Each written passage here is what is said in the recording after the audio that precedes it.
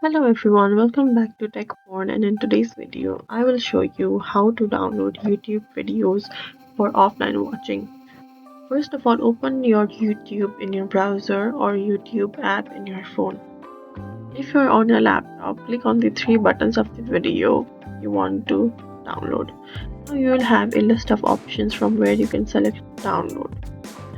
Here, if you have a normal account, the download quality will be standard and low, but if you have a premium account, you shall be able to download the videos in a higher quality. To download, just simply click on the download button.